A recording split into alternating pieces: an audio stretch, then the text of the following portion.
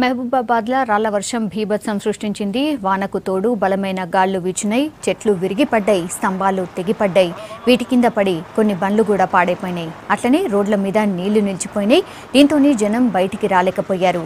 వర్షం కొంచెం తగ్గినాక అధికారులతో పాటు జనం కూడా విరిగిన చెట్లను, స్తంభాలను రోడ్ల మీద నుంచి పక్కకు జరిపారు.